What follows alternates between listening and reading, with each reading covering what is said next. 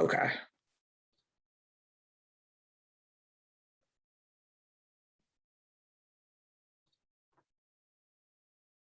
Today we're going to talk a little bit about the reason why. Why is our organization doing this, and why do we make that change? We're going to do a little bit of overview of the CSSRS and the clinical pathway to suicide care. And then we're going to talk a little bit about supervisor role and the consultation of these pathways. Reason why I've done a lot of trainings and meetings, and I think staff always want to know why are we doing this, why now, especially I know that a lot of people, there's been a lot of changes at our organization recently, and so one of the things is that we continue to see suicide death rates increase. We've seen it across the US. We'll talk a little bit about COVID and the impact of COVID has had on people, but a lot of our state in general has looked at it. We have a statewide work group that actually looks at prevention of suicide, and through that work group, there's a lot of interventions that are being happened at the state level.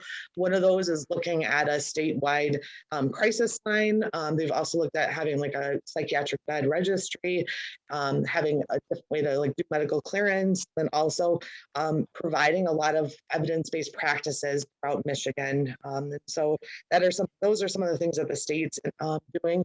And then there's a lot of stuff that's happening at the hospital systems that we work with. In Michigan Health and Spectrum have been going down the path for several years now to provide zero suicide care.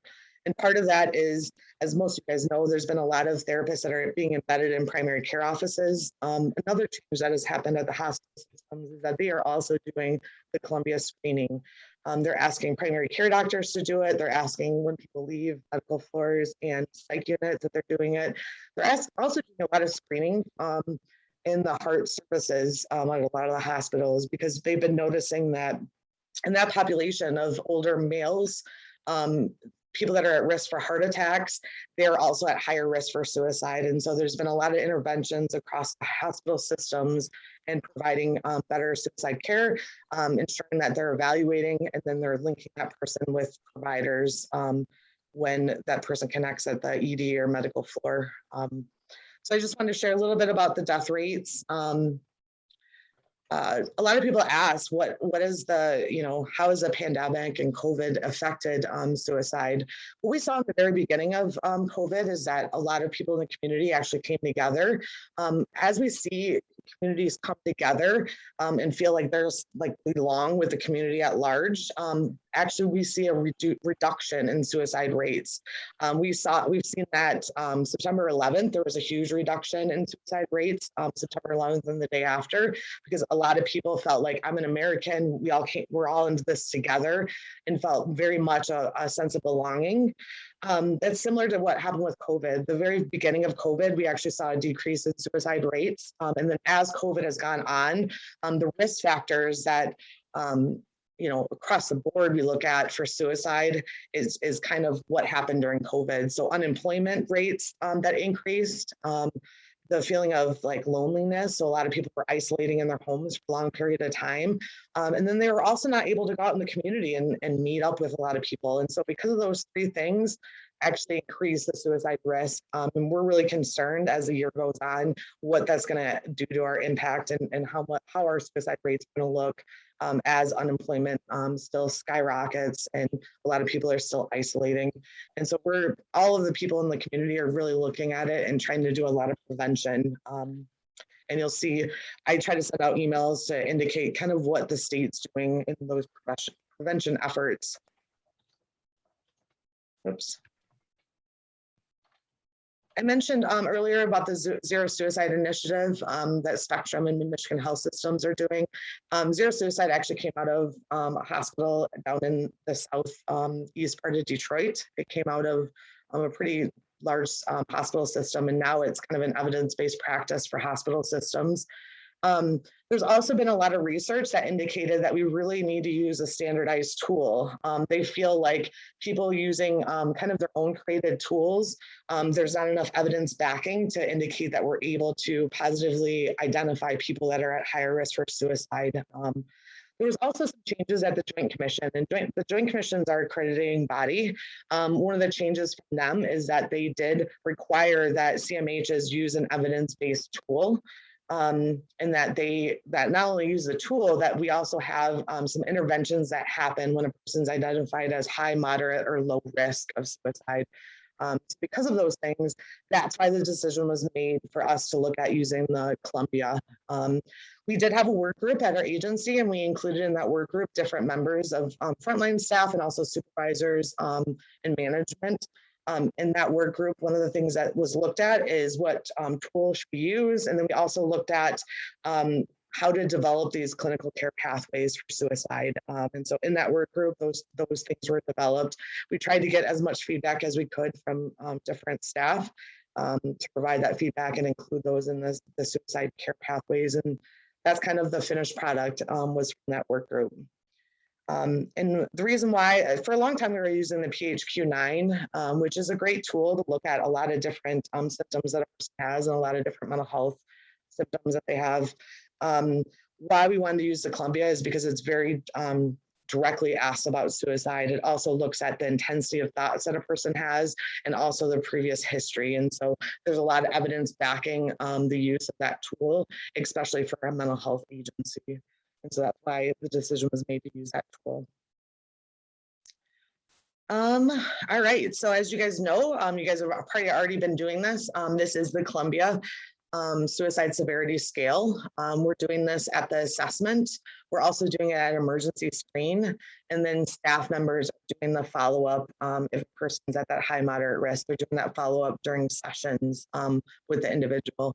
If a person's answer is yes to either question 1 or 2, then we would go on and ask questions 3 and 4. If they answer no to 1 and 2, then the next question we ask is about suicidal behavior.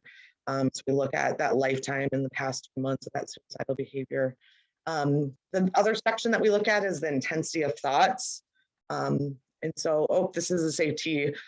So this is another thing that we decided at the work group is whether or not to keep our own risk factors that we had on our psychosocial assessment and emergency screen. So we took a look at what we had, and then we took a look at what safety had, and we made the determination that it really made sense to use safety as that option versus using the one that we currently had. And so that's why we introduced the safety. In the safety, we look at kind of what is their current or past psychiatric diagnosis. We look at what kind of precipitated this kind of stressful situation for them. Like, did they have something really stressful happen in their lives recently? We often see in youth, if they have to pick up with their significant other, that's going to be a huge trigger for them to have suicidal thoughts. For adults, we look at, do they have supports in their life? Are they isolating? Do they feel like they're a perceived burden on other people? Another thing that we look at for male youth is if they feel like their perceived belongingness with peers, if they feel like they do not belong with peers, then male youth are going to be a lot higher risk. And then female youth are going to be higher risk if they feel like they have do not have a belongingness with their family. And it's their perceived belongingness versus what's reality. Why I say perceived is because if you question a lot of families, they'll say, yes, this has a lot of friends. But when you ask that youth, they'll say, no, I have a lot of acquaintances and I have no friends. And so that's why you have to ask their perception of the situation versus maybe what a family member or the school would say. If we called the school might say that, that youth is very popular. They're on part of the football team. They have several friends. But when we really get down to it and ask that person, they'll say, no, I don't feel a belonging with anyone, even though I'm part of the football team, even though I'm getting straight A's. I do not feel like I have any friends. And so that's why it's that language of perceived versus maybe what other people are seeing. We also look at any presenting symptoms that might exacerbate them feeling suicidal, any change in treatment. So did they recently discharged from an inpatient unit? People leaving an inpatient unit are going to be very high risk up to a year after leaving the inpatient unit. Why we think that is because a lot of people in their mind see inpatient units as the highest level of care.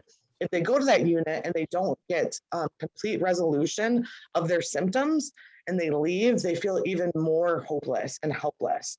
And so it actually is going to create a higher impact. The other thing that we notice is that a lot of people, it takes several weeks for any antidepressant to be effective. It's going to take about 4 weeks. And then at that time, a lot of doctors have to actually increase that dosage for it to be at a therapeutic level. And so it takes a lot longer than a lot of people think it should. And so they go inpatient, they think, having this quick titration that they're going to feel the effects, and they're not for several weeks, which again makes them feel a little bit hopeless and why they're going to be at that higher risk leaving an inpatient unit. We look at any internal protective factors and external protective factors. What's really important here is that if they have a lot of risk factors, but they have a lot of protective factors, then we're going to look at that a little bit different. Or, if someone has a lot of risk factors and no protective factors, that person's going to be at very high risk. So not only do you look at the questions that the answer on the Columbia, you also want to look at the safety. If they have several risk factors and not enough protective factors, that's going to bump them up at that higher risk. Even if that consumer says, nope, I'm not suicidal, nope, I don't have these thoughts.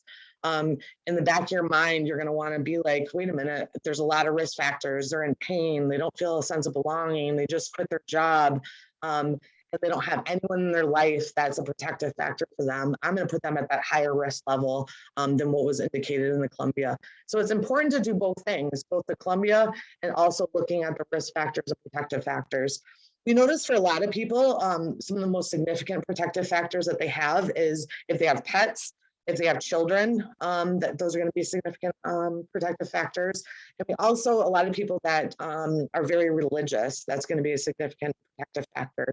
But one thing that we're going to look at is if someone says, I gave away my dogs last week, whoa, that's a red flag in my mind. I'm gonna treat that a little bit different than someone that has, pets that they're caring for every day. These are the intensity questions. And so not only are we asking, do you have suicidal thoughts? Do you have a plan? Do you have intention? We're asking how many times you're having these thoughts a day.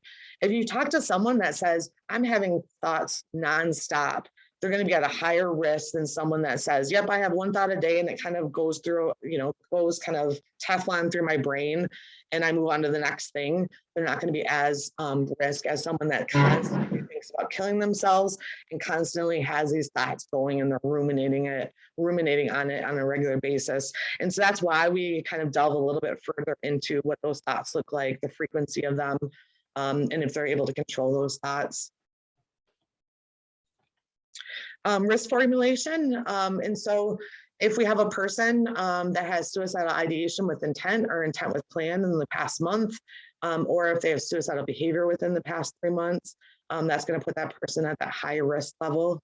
For a moderate risk level, it's going to be person with a suicidal ideation with method without a plan or intent or behavior, or someone that has had suicidal behavior more than 3 months ago, or multiple risk factors and few protective factors. I would also say that based on those risk factors and protective factors, you might move someone into the high risk category. If you have someone that has significant risk factors and no protective factors at all, I'm going to bump them up to high suicide risk versus keeping them into moderate. And again, that's your clinical, once you get to know your consumers, you kind of know if something's changed in their life, that's going to put them at a little bit higher risk than something that's kind of baseline for them. For someone that's low suicide risk, it means that they may have ideation once in a while, but they don't have a method, intent, plan, or behavior. They have some risk factors, but they have very strong protective factors. And then there's no reported history of suicidal behavior or ideation. And so for those individuals, that's going to be a low suicide risk. After doing all of those, the safety and the Columbia, the next step is to do the documentation. So you're going to indicate if they're high, moderate, low, and then you're going to put in the comment section kind of what the strategies that you did to mitigate some of those risk factors that they have and support them during this kind of acute suicidal phase that they're going through. Clinical, so we're going to now start talking about the clinical care pathways. One thing I just want to mention is that the Columbia has evidence supporting it for a certain population. And so it's going to be for individuals that are 12 years old and older. And then it's going to be for if consumers have significant IDD diagnosis, we would not do the Columbia. We're still in the process of researching what works well for children under 12, and then for consumers that have a significant intellectual disability. When we do, we're going to add those into like the assessment and into the emergency screen. But I just wanted to mention that. As you'll notice in the assessment and the emergency screen, there is an option to click on to do it or not to click on to do it. Liz, can I ask a question real quick? Yeah. So backing up to like the actual like risk assessment. So it gives you like a number that they are rated at for their, I guess like their suicidality or whatever. Is there a chart that goes off of that to compare it to? I guess I just don't understand what we're supposed to be doing with the number. What do you mean? Like that when after you do it in the emergency screen? Correct. So like I did a screen, the guy scored a 22. Well, what does that mean? Like, is there like an actual chart that says like 22 to 25 is this? Like, I guess I don't understand what we're supposed to be doing with that number. Are they indicating like when you did the CSSR, was the person, did they have suicidal ideation with intent or intent to plan in past month? Yes. Okay, so then that's going to be put that person in that high risk category. So the number doesn't really mean anything? Is that what I'm hearing you say? I guess I just don't understand what the point of the number is. Yeah, no, you have to go into like the specific questions to indicate if they're going to be in that high, moderate, or low risk. Right, and it's all calculated based on all that. That's what I'm trying to say. I guess I just don't understand what the point of it is. Yeah. So 2 to 25 is what they range it out of, is what it's saying. And then higher number indicates it's more intensive ideation. I guess I just don't understand, like there's not an actual chart. I guess it does say there, if you click the info, it does say the scores are best used. Moderate 6 to 10, moderate severe is 11 to 15, and severe is 16 to 20, and then very severe is 21 to 25. Okay, I guess I answered my own question. I didn't see that little info box. Yeah, and even with the scores, like as I mentioned, you also want to use your own clinical instinct. And so, absolutely, yeah. So there's sometimes I just was curious what the point of it was if there's no scoring, but I didn't see that info box, so that makes sense. Yeah, and there's certain, like I said, certain populations that are going to answer no to everything on the Columbia. But by talking to their family, friends, you know that their risk factors are very significant and they don't have protective factors. You would also override that score and put them at the high suicide risk level when you do the risk formulation.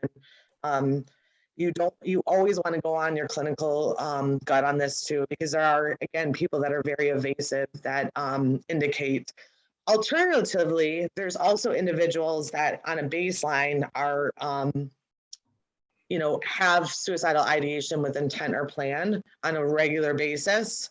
For those individuals as a team, when you're talking in the team, you might decide as a team to say, I'm not going to follow the intensive clinical suicide care pathways for this individual because it doesn't make clinical sense, and that's completely okay. You're just going to put that rationale in the consult note, because there's kind of on both sides of it, if that makes sense. There's some individuals that baseline are like this. I'm not saying that you don't take people that have baseline suicidal ideation intent. I'm not saying that you don't, because they are at risk. Individuals with borderline personality disorder are at risk because they do self-harm, they do other stuff. But if baseline, they're kind of suicidal ideation with intent plan all the time, and there's nothing acute that happened, there's nothing that's triggering, there's no event that has happened recently, then as a team, you might discuss, and it might make more sense to do a different clinical care pathway for them.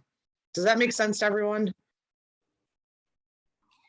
Liz, can you explain like when we do the CSSR, that thing, when we do the standalone one, what is the difference between the last contact, the screener recent, and then the full CSSRS with the safety? So if the person has never had, so they didn't go through an assessment or they didn't get an emergency screen, then you're going to want to do that full one. If they've already gotten one done, then you would do the last contact one. Okay, and then what's the screener recent one for? Screener recent, I attended, I think it was for the nurses, but I don't think the nurses right now are doing it. So as case holders, would we ever use that one? I don't see, unless you think clinically it makes sense for that one. I would always do like the full one if they've never gotten one done before, or the last contact one. Okay, so if they have a full one in there with the safety, we continue to do the last contact. Yep. And just to confirm that the full one you're referring to is the one with the safe T on it. That's the one that you're meaning? Yeah, so if the person's never like didn't come through assessment or hasn't had an emergency screen, then the staff person is going to want to do the full Columbia with the safety, because in that you're identifying risk factors, you're identifying the protective factors. If they've already done one of those, then you already know kind of what those are, and so you'd want to do that last contact. Now, with that said, in the future, you know, and that's another thing that we'll have to look at the work group, like in the future, if it's been a long time since, well, they're going to be done at the annual, so never mind. I kind of answered that in my own mind. The next time you would do it is at that annual assessment where you do the full one. Does everyone understand kind of what to do with the population that kind of baseline has this high suicide like thought process? And it's okay in that team-based care meeting to kind of talk about those and decide on a different clinical pathway for them. Does that make sense to folks? Okay. But again, I don't want to ever put someone into that category, because there are situations that that person's going to be at very high risk. If something acute happened in their life, like they had a breakup with their significant other, that is going to put them into that high suicide risk level. But as a team, if you're saying that there's nothing acute that happened with them, this is kind of their baseline, it's okay to determine that you're going to be doing a different pathway for that population. All right. I wanted to back up because you mentioned not having to do, I don't know what, for IDD consumers. I want a clarification on that because you mentioned it and I wasn't exactly sure what you were referring to. The Columbia is targeted for individuals that are 12 and older, and folks that have a severe intellectual disability. This tool is not recommended for that population. So if someone is coming in and they have a significant intellectual disability, you would not be doing this Columbia with them. We're in the process of trying to find a tool that would be successful with working with that population. And then for children that are 12 and younger, we haven't identified that yet. And so if you feel like clinically, if you feel like the person that has the intellectual disability would be able to answer the questions and it works for that person, it's okay to do this with them. But there's some individuals that are not going to understand the concepts, and so you wouldn't do it with that population. And we're trying to find, I've reached out to some of the experts in the community to find what is a good way to ask.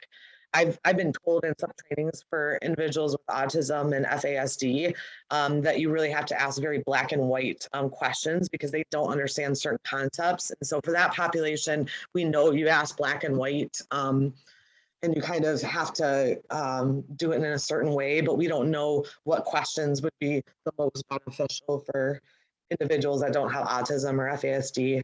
So we're still in the process of working on that. And for But isn't clarification's this- sake, isn't- the Columbia is the same thing as the CSSRS. Yes. Same assessment.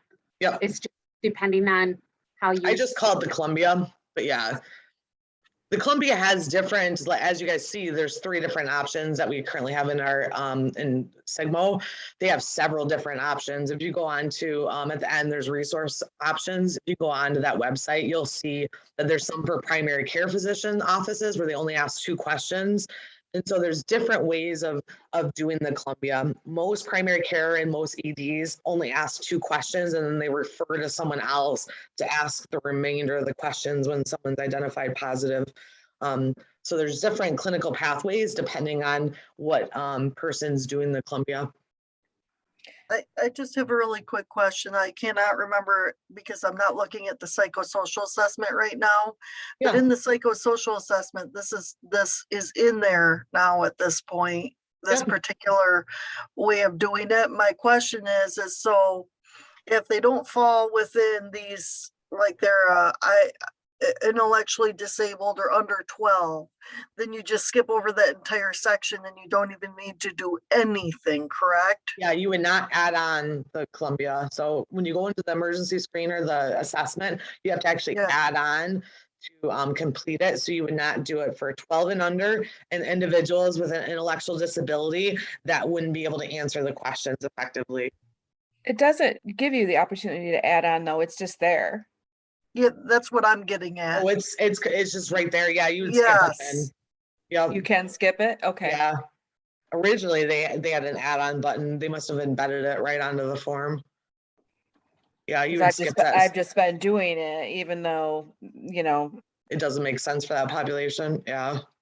yeah, I mean, it could, I guess, if they were presenting some problems, but for certain individuals that, you know, yeah. What I probably would do at the very, like in that comment box, is I would skip the Columbia and I would just ask questions that you think that would make sense for that consumer. And you can just indicate in there, talked with them about this. And, at this time, they, just having that conversation. Like I said, I'm trying to get some questions that would be helpful that you guys could ask. And when I do, I'll send those out to everyone. Well, then it also asks you if you have a safety plan, if you offered a safety plan, I think in that same section. Yeah, we have to always offer, we'll talk in a minute about different clinical pathways. You have to do a safety plan, but for everyone else, it's a state requirement that we offer and ask if they're willing to do a safety plan. And so you're gonna offer it to them. If they say yes, then you would do the safety plan to the best of that person's ability of, what activities, coping skills that they like. If they don't, you just check that box and move forward. So if they're an individual with an intellectual disability and you're not doing that screening, would you just document that there somewhere? Is there like a place to put a comment like that? Is there a comment box at the very bottom, right I don't before the know. crisis plan? I'll have to look and see. Because what I was waiting to do is to add in those questions and then put a comment box in there, but I have not found what questions to put in there yet. I believe there's a comments box, but you could Yeah. also, if they're refusing a safety plan, you could also go in and like you're gonna do a safety plan and check refused, and then it'll pop up as a flag that they don't want one. It just talked seems a silly little- to me to, if there's no concerns, why we would be offering a safety plan for something that doesn't exist. Well, because they have other safety issues. So individuals might have a safety issue of head banging, eloping. They Right. might have a safety issue of just getting angry in general. Any of those would be helpful for a person to have ways to cope just in general. It's not even just about suicide. For anyone that has any kind of risk factors, or they have a difficult time just handling, situations, then a Yeah, safety plan is helpful. I'd say Alright. anyone really could have a safety plan, more or less. It's just whether they want one. Well, we'll talk a little bit about that. For the high moderate, either way, we're doing a safety plan with them because that's one of the ways to mitigate that risk. So we should be going in and completing the safety plan. If they only have one thing in one of the categories, that's okay. As we move forward with working with that person and establishing a relationship with them, they'll be able to add on different sections of the safety plan. And at the very beginning, most of the time, you're not going to fill out every single section of that because a lot of people will say, I only have one friend or I only have one coping mechanism and it's not that helpful. But again, it's a workable document. So as you move forward with them and you find out ways that they've learned to cope, you'll just continue to add those into the safety plan. All right. So new consumers that are high risk. So if a person's identified at assessment and they're high risk, the person's going to have, be more transferred to the crisis team in order to do an emergency screen to determine do they need hospitalization or not. If they're not hospitalized, then a safety plan is completed to include preventative measures to address that suicide risk. They should counsel the consumer on lethal means and include steps for reduction of those lethal means in the safety plan. Make sure that all the necessary release of information are completed for any natural supports that are identified in that safety plan. And then they should be scheduled with a first service and our team crisis appointment within a 1 to 3 day time period.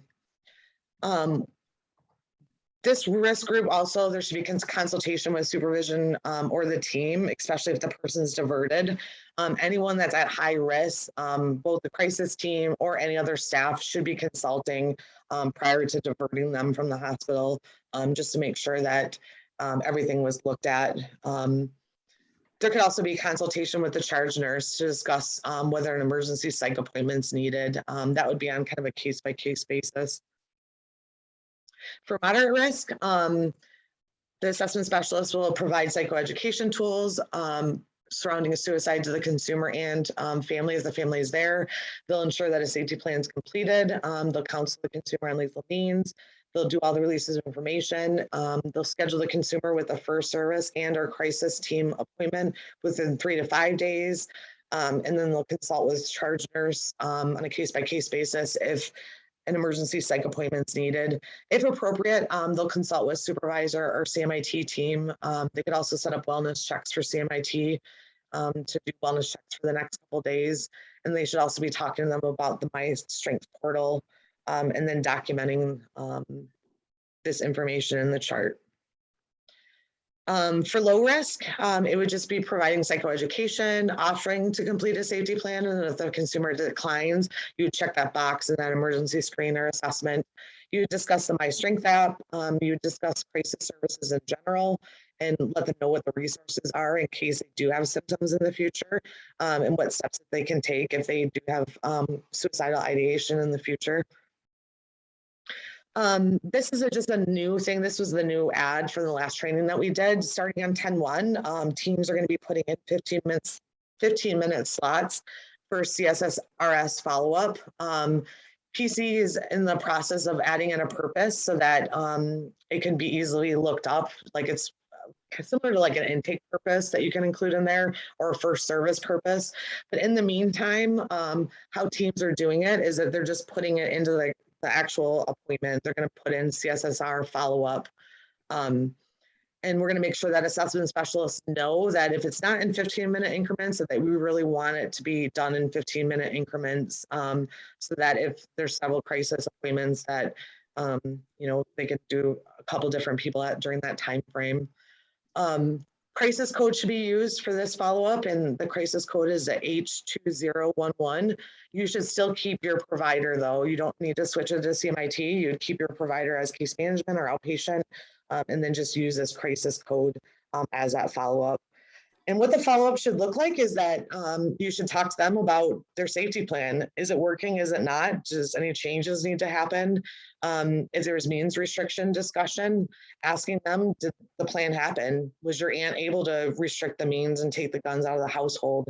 Can we get a release for aunt if there's not one in the system, and confirm with aunt that that gun has been removed and other lethal means have been removed? Just kind of a check-in of how that person's doing. These crisis follow-ups will only be used if there's not a first service that's available within that time frame. If there is a first service that's available within that time frame, they're just going to schedule in that first service, and they're not going to schedule in here. This is only going to happen if there's not one within that 1 to 3 days or 3 to 5 day time frame. Does that make sense to everyone, this part about how to kind of code it and what that looks like? I guess I have a question. So even a consumer who's open and established, you might put in a first service appointment if they needed one No. of these? No, Okay. From assessment to assessment, if the assessment specialist determines that that person's at high, moderate risk, if there's a first service within for high risk 1 to 3 days or moderate risk 3 to 5 days, they're going to just put that person in that first service slot. If there's Okay. not, then that's when they would actually use that 15-minute section in that CSSRS follow-up and do a first service also. Why we're still doing a first service and this crisis code is because that person doing this crisis follow-up might not be the person assigned to the consumer. In the future, that might change. The teams might decide to do it in a different way, but that's how we're kind of move forward right now with that. But yeah, that would be only for assessment specialists that would do that. For like if someone's getting released from the hospital, or if someone's identified after hours, they would use these follow-ups in the calendar. They wouldn't even look at first service.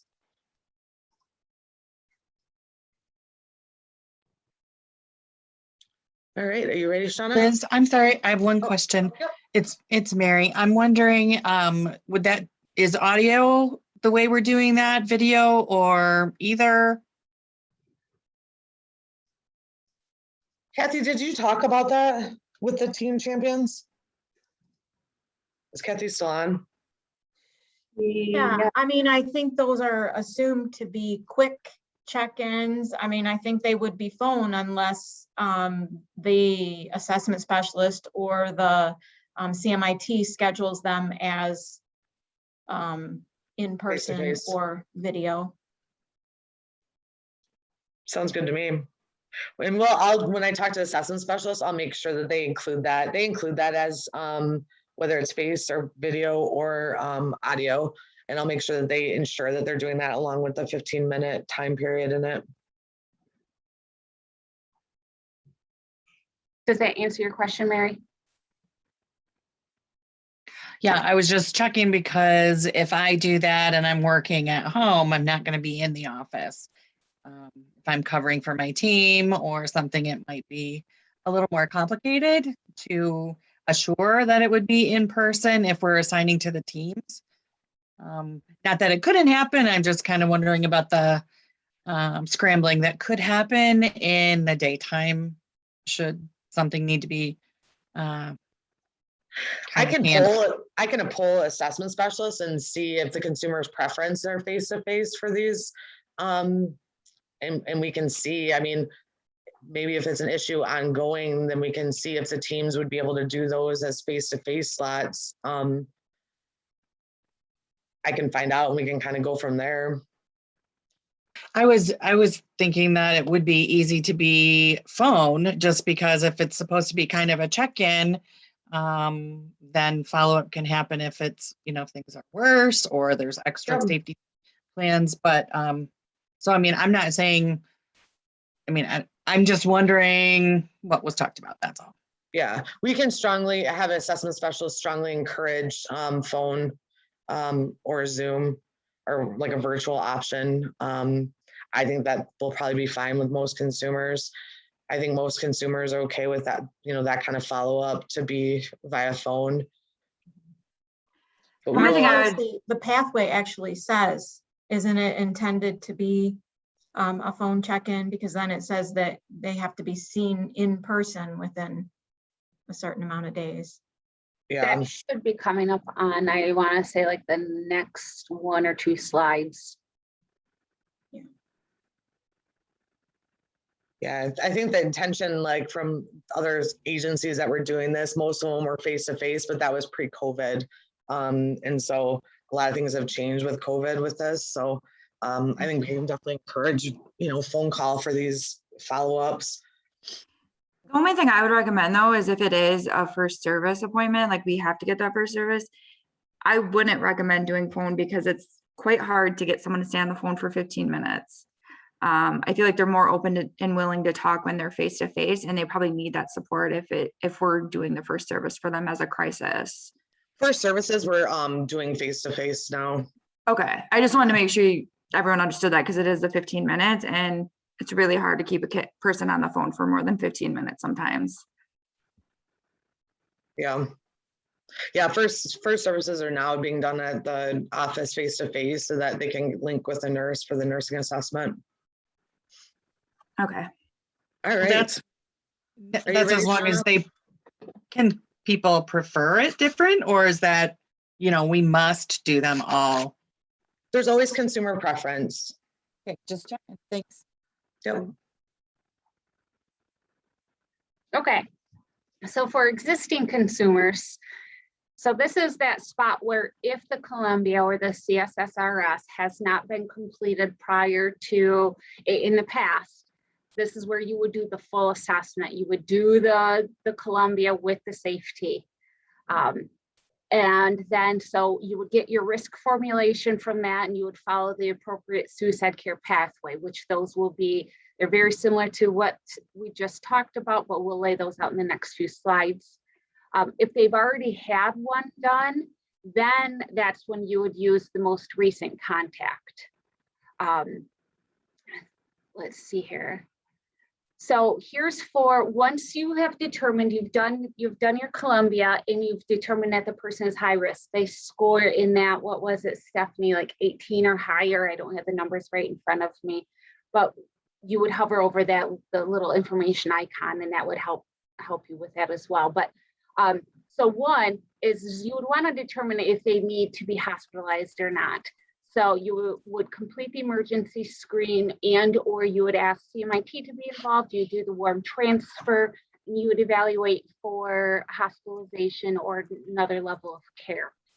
If the person is not hospitalized, you would continue doing a safety plan, even if there's one already done in the chart, just like we talked about yesterday.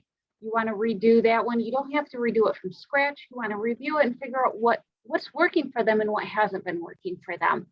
And then also, figure out what have they been working on? What new skills have they learned? Add those into it. Thank you, Steph.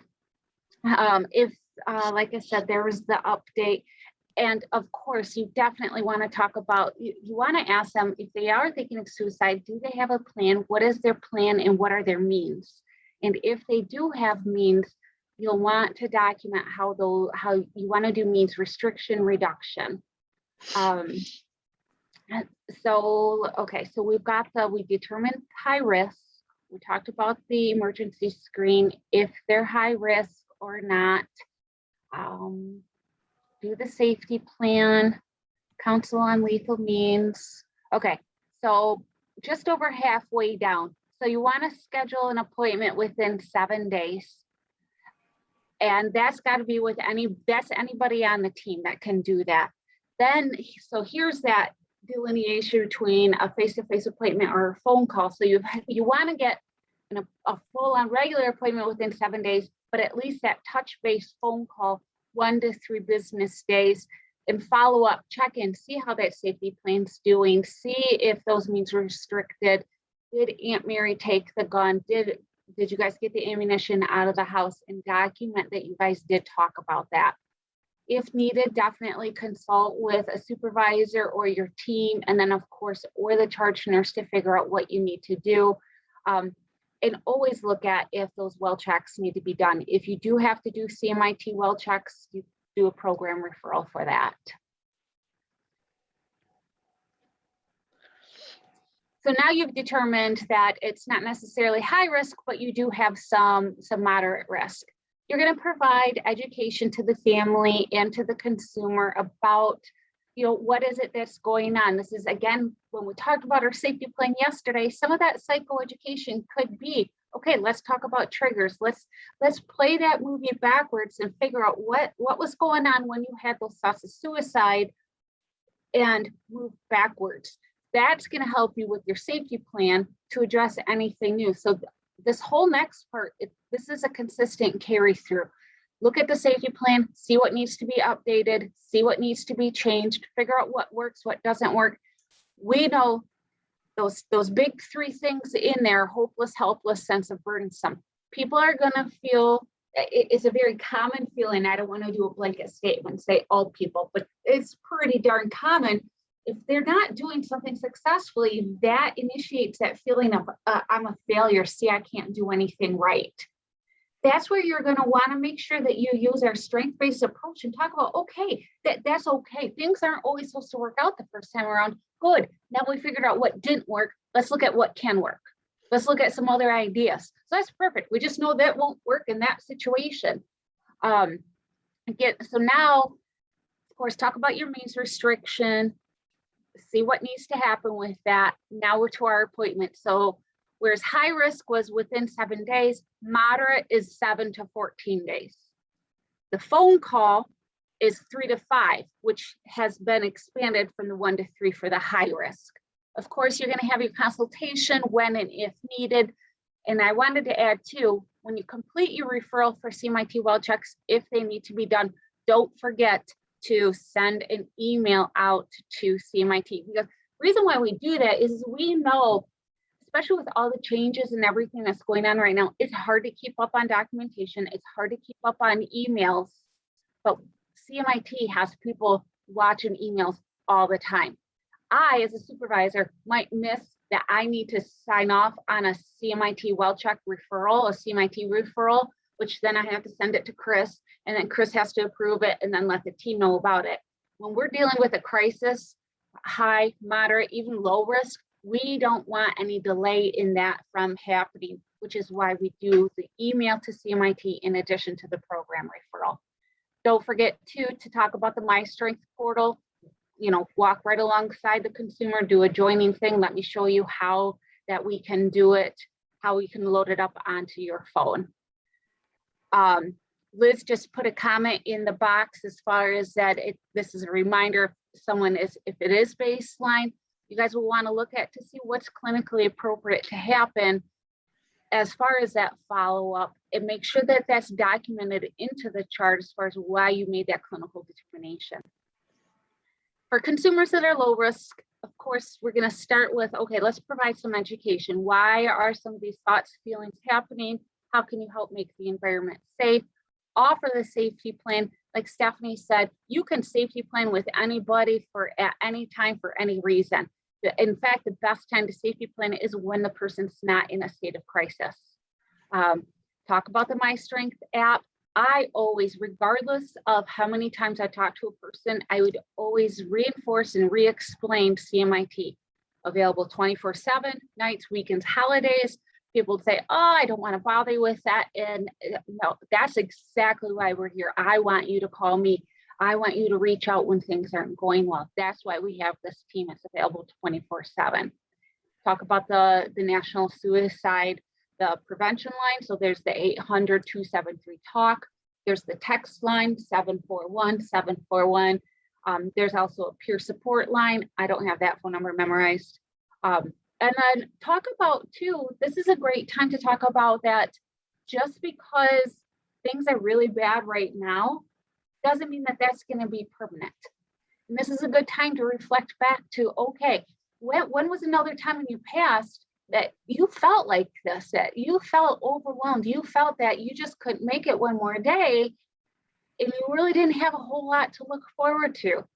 The person gives their story. Okay, how'd you get through it? Well, I don't know, I just did. Okay, so maybe you stopped thinking about the problem that was bothering you so much. Yeah, I don't know. Really, I talked to my mom on the phone and that kind of helped distract me. Great. So we know that is what worked for you. So we know we can put your mom on there as a support person and a part of the safety plan. Next one. So with psych services, they're still doing the PHQ-9. The MAs and or the RNs, they are reviewing those. If the question number 9 is the immediate suicidality, so they'll look at that, and if that one's marked, then they're going to determine whether they have to call CMIT in or if the team in. And if that's number 9 is marked, the case holders need to have some kind of follow-up and complete that Columbia within 3 business days, if not sooner, depending on if it's clinically appropriate or not.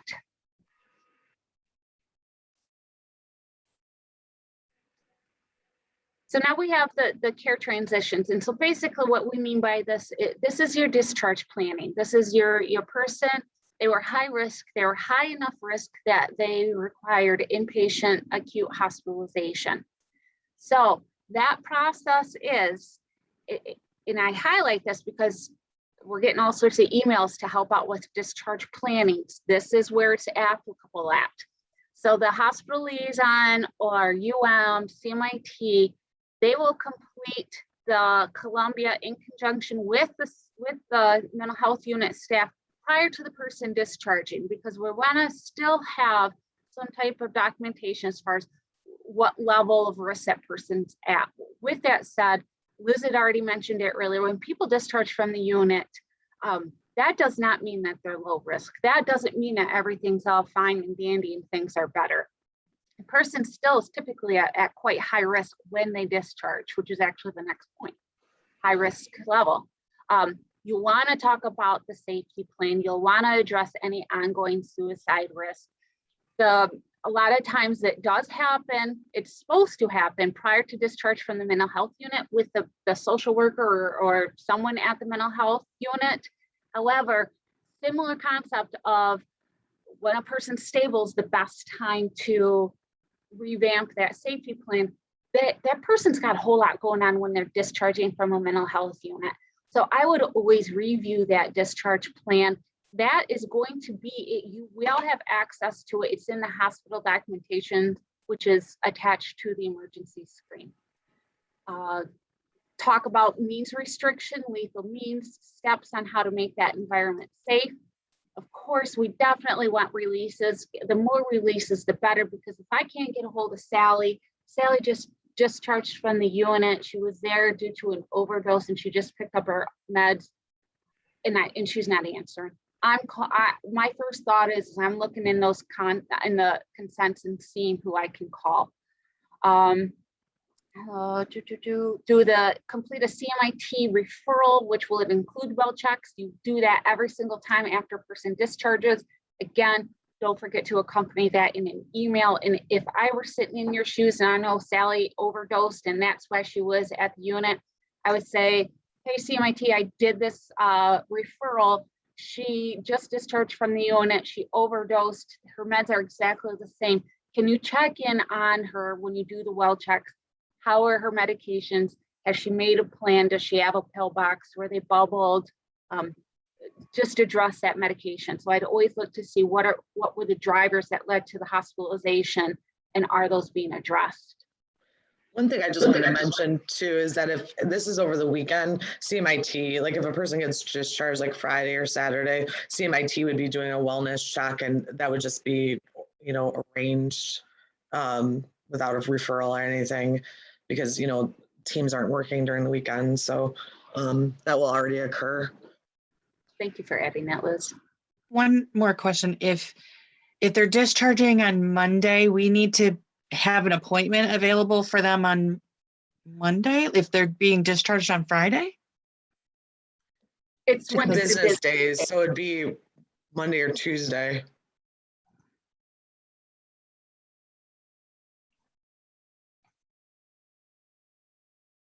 I have a hard time imagining that's going to work very well. We'll see how it goes. Okay. Yeah, we had to, because of the Joint Commission, we had to kind of figure out these clinical care pathways. And because we had to do it so quickly, that's why we're doing training. And that's why it's taken a little bit of time to get the team-based care, actual appointments in the schedule. So there is some flexibility. We're kind of leaning into this, and we just want to, improve our suicide care. Right now, I think by 10/1, having teams put in those, 15-minute slots is going to be a huge impact. So I think we will, we'll see how it goes and see if that's going to meet the need right now. And I think that it's going to work in the majority of situations. So I have a question really quick. This is a lot of information that you're providing us with today. And I'm just wondering if there's a condensed version of where at a glance we can look at that will help us to remember the stuff that's really super important about what you're talking about today that we need to do in each of these check-in times. So, yeah, I can give you a very condensed, what to do in a 15-minute phone call. I can share that when I send out this PowerPoint. Each of when you look at the clinical care pathways, you'll see that there's going to be a header that's going to indicate different levels or where the person enters our system in. And so new consumers are going to be assessment specialists. You're not going to, kind of, work with some of those. It's going to be more of the existing consumers, but I can highlight that for you. But yeah, I can get a paragraph of kind of how to, how to handle those 15 minutes if you're the person on the team that's handling those calls, what to ask, what to kind of go over. Someone else, one of the CMI team members also created a way to ask questions in a different way to see if they're at high suicide risk. I can send out those scripts also if that's helpful. Someone else just mentioned that they found a way to that you can copy the previous safety plan instead of redoing the entire safety plan when updating it. And yes, you would want to do this. You don't want to keep creating a new one. You always want to pull in that old safety plan and update it. You want to update sections of the safety plan because we don't want a consumer to say my entire safety plan didn't work. If there's one section that's working really well for them, so you want to ask what part of the safety plan is not working, how can we problem solve and make it work for you in the future, and kind of update that. The other thing that's on PCE's to-do list is we're adding in all of the resource numbers on the very end so that staff don't have to keep typing them in because they're always going to be the same. We're always going to put our crisis number, our text line, the National Suicide Prevention line, and the My Strength app. And so we're just going to include that in the safety plan, and so that you guys will not have to, do that section of the safety plan. Because again, that's, we're going to use the same resources each time. But yeah, definitely copy instead of doing like a brand new one. I was like literally copying and pasting it like from their old one. So I'm like, this is so redundant. I did not know that it was available. So I'll send the little picture so everyone knows. It's just like a copy button on the, like where you have the hyperlinks. Yeah. I'm just going to go a little bit because we have like 1 minute left, but I will send this out. The rest of it is transitioning to another provider. So if a person's leaving us and going to another CMH, if they're at that high moderate risk, you need to consult with that provider and let them know that they're at that high moderate risk as you're doing that discharge to that other CMH. Same with if you know that a person's leaving a detox or residential, it's one of your cases and you're talking with them. If you can do a Columbia when they're leaving that detox and residential, that would be really helpful because we can identify if they're at risk, because people that are not using substances anymore and transitioning in the community are going to be a little bit higher risk. A lot of times we don't know. We usually don't find out until they're back at home for a period of time. But if you happen to be doing a discharge plan from a detox and residential, incorporating doing that Columbia would be very helpful in that instance too. And that's kind of the last two slides in a nutshell. This is also like kind of a process for missed appointments. If a person misses an appointment and they're at that high or moderate risk level, it kind of talks about all the steps that need to happen. Prior to calling like the police, you're going to want to consult with a supervisor. You can always call me or Christian if you're not able to get a hold of your supervisor, and we can talk to see, does this warrant a person police doing a wellness check? Recipient rights is very firm that person has to be at immediate risk. We can't just send the police out there because it is kind of traumatic for a lot of our consumers unless they have that really high risk level. And so that's why we require consultation to occur with a program director, supervisor. Again, you can call me and Christian and we can talk about, does this meet criteria to call the police? If not, you need to be documenting that you're calling and trying to check in on them and kind of doing it a couple of days in a row. Another option is for yourself and someone else, if you don't feel safe going out there yourself, going out to the home and kind of attaching like a letter to the home or knocking on the door would be another option. Or if they're on a court order, we could also look at doing like a court process to have them be brought in and evaluated. We just wanted to make sure that you guys had kind of some steps for missed appointments if they're at that very high risk level. And there's also, if there's like a missed phone call, kind of what those actions are. Another piece I forgot to mention is if we have emergency numbers for individuals, we're always going to want to go in the chart. Shauna's like the detective of our agency. I always am like, say to staff, did you check the emergency? Did you check the support people? Shauna will come out of like left field and be like, oh, I saw in a note from this hospital that this person's a support or something.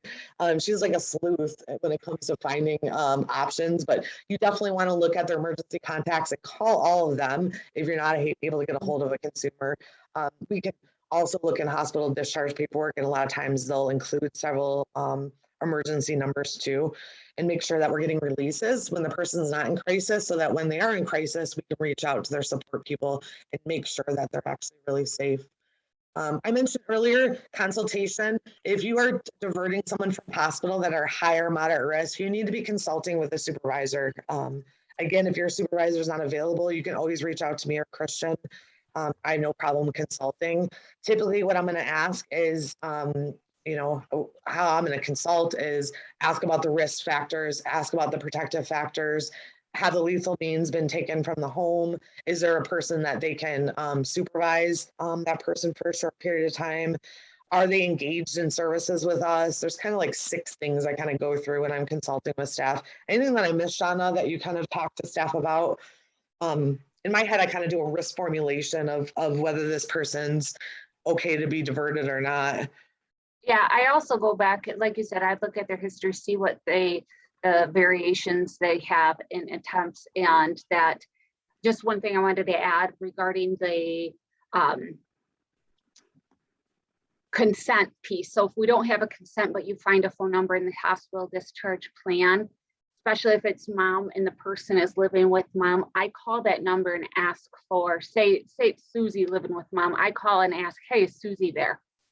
Because I'm part of it is I'm wanting to make sure that this person is alive. That's my confirmation.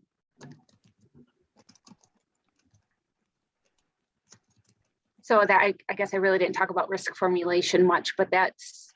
No, that's really good. Yeah. Typically that's what we're doing when we're trying to get a hold of someone is we're looking at whatever phone numbers are in there and calling them. And we don't, like I said, we don't typically, when I'm consulting with a staff on whether or not to call the police, it's pretty rare. I'm going to say, I will say yes to it. Why I don't like that is if you guys can envision, can you imagine the police coming to your door and knocking on your door? And like, I mean, there was one situation where the police did knock on the door and the guy was with a poker game with his buddies. And in the middle, the police grabbed him and brought him into the ED for an evaluation. And this poor guy was like, what is going on? You know? So if at all possible, we're going to try every other avenue before we get the police involved, because we don't want, first, to waste the police time, or second, we also don't want to traumatize the consumer themselves. And there's also some consumers, we know that just police interaction completely escalates them. And we want to avoid that at all costs. Yeah, that's a really good point. A lot of our people have had bad interactions with police. So that's another piece that we kind of, when we consult on that. But I always recommend consulting because, again, they have to meet imminent risk in order to call the police for a wellness check, which is different criteria than what doing like a petition is. A petition can be imminent or in the future risk. To do police, you really need imminent risk. You really need risk right now to do that intervention, which again is different than probate. Here's some resources I just added on the last page. Another one that I'm always going to recommend is Trevor Project for the LGBTQ plus community, especially for youth that are at risk. Their biggest kind of risk mitigator is connecting them with a community of peers that have the similar experience to them. And so for that community, I always recommend to connect with them with Trevor Project. In a session, I'd pull up Trevor Project and show them the resources on there and ways to connect. Tax hotline is really good for a lot of people. A lot of people love it because they don't have to, they can be in the middle of a bunch of people and text and kind of get support in the middle of a family situation or anything and have that confidentiality. And then there's some other resources in here too that are beneficial if anyone needs any additional support. Here's evidence-based practices. CAMS is a really great approach, collaborative assessment and management of suicidality. That's for therapists. If anyone's interested in that, I can give you information on it. It's a really cool therapy, and your goals and your person-centered plan are directly what the person's reasons for living and dying are. And your entire person-centered plan is focusing on doing the safety plan. That's kind of all you put in the person-centered plan is mitigating that risk, and that's it. A lot of people in the community are trying to actually get a diagnosis that's very specific to suicide. So that kind of like acute suicide feelings, because there's a lot of people that might not have history of mental illness that has that acute suicidal thinking, and that leads to this. So again, Lighthouse was the project, or the Lighthouse Project was what I was talking about earlier about all the different Columbias. If you go on there, it'll show you all the different triage plans for primary care and other entities in the community. And then I also included the Joint Commission requirements. So you guys can see what's actually required of us, and what all other CMHs and hospital systems that are under the Joint Commission is doing as far as doing suicide assessment and evaluation. And then there's also, oh, another thing for whoever's still on, Man Therapy. If you guys like Parks and Rec, Man Therapy is awesome. It was the coolest. Like, it's like the guy on Parks and Rec, you know, the boss. It's him doing videos on like yoga and like anxiety and all this other stuff. So if you have men that are kind of, you know, don't like the stigma of mental illness, this is a great site. CMU right now is working on a partnership to really work with males that are in kind of that adult range, because we're seeing a high increase in the construction worker area. And so that's one of the interventions that they're doing is Man Therapy. And then eventually CMU is going to have an entire toolkit for providers to go in and get help on suicide. But I recommend that for anyone. I love watching the videos. They're hilarious. But that was sorry, we had to kind of rush at the end. I know some people already had to sign off, but any last questions? I will send out this PowerPoint. I'll also send out kind of a quick thing of what to kind of go over in your 15-minute phone call if you're covering for your teammates and doing those calls. But any other last minute questions or comments? Liz, I have a question. Is there any clarification on like when a family calls in crisis